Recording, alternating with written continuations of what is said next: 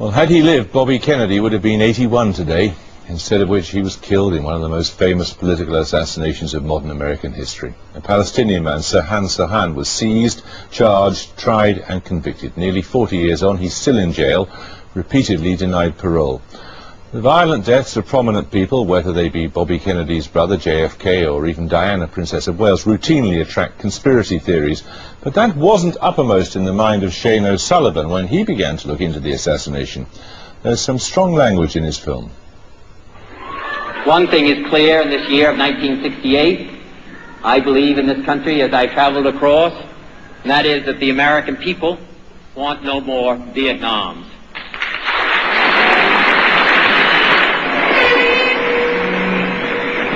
In August in Chicago, the Democratic Party will nominate its candidate for President of the United States.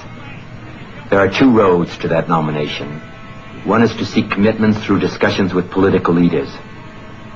The other is to go to the people. June 5th, 1968, the Ambassador Hotel, Los Angeles. Bobby Kennedy wins the California Democratic primary and is tipped to beat Nixon to the White House.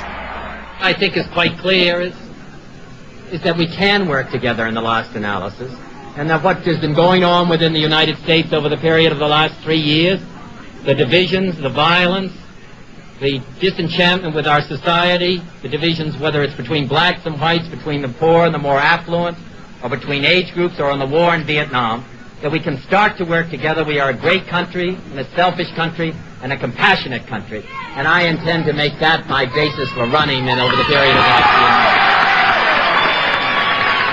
year. Mayor Yorty has just sent me a message that we've been here too long already. So, my thanks to all of you, and now it's on to Chicago, and let's win there. Thank you very much. Moments later, he is assassinated while leaving through a kitchen pantry.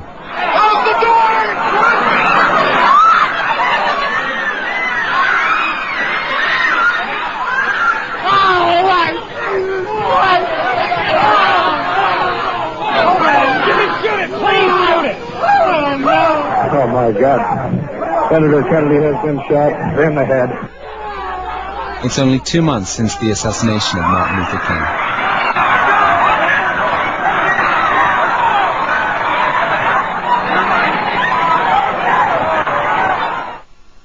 "24-year-old Palestinian Sirhan Sirhan is seen firing at Kennedy and is arrested as the lone assassin.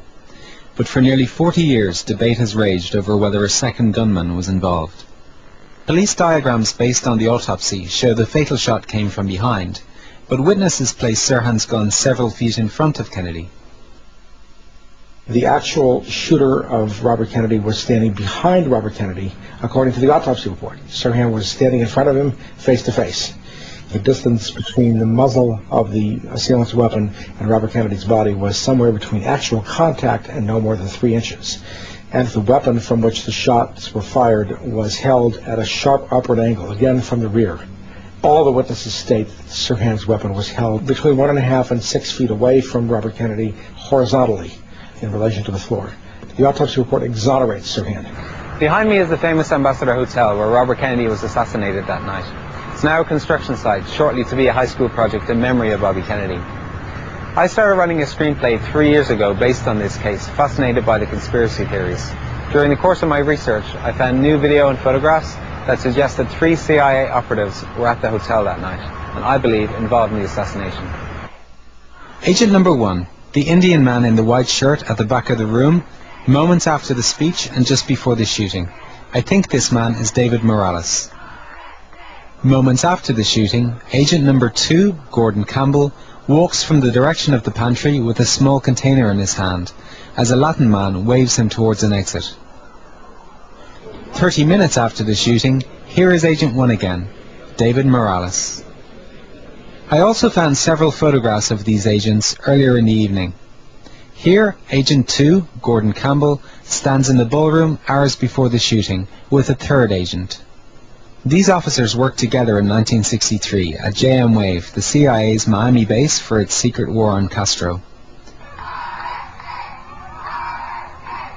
Bradley Ayres worked with these men at JM Wave and first confirmed my identification of Morales.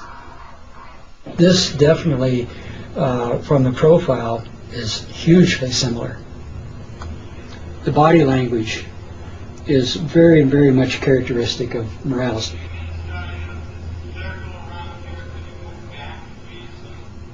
See how he moves back and forth very casually, does not attract attention to himself. That is no question. Bradley also recognized his former case officer, Gordon Campbell. Yeah, that's excellent. I could certainly verify 90% ID of Gordon Campbell, and less a little hair, as I remembered him. The facial features are certainly his. Absolutely. Obviously, the two of them are together. They're looking for a way out because this fellow is guiding him, showing him an exit. Obviously, he's got something in his hand. I think it's impossible to determine what it is. These men are alleged to have hated the Kennedys for withdrawing air support for the failed Bay of Pigs invasion in 1961. And Morales admitted to his ex-lawyer that he was involved in both Kennedy assassinations. Well, it was something like, I was in Dallas when we got that motherfucker, and I was in Los Angeles when we got the little bastard. What it said to me was that he was in some way implicated with the death of John Kennedy, and let's go one step further, and also Bobby. An interesting claim from a friend of Morales, but until now there's been no photographic evidence.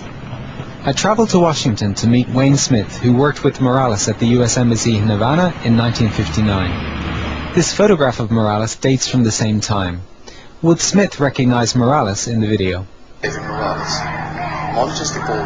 That's him. That's Dave Morales. Really?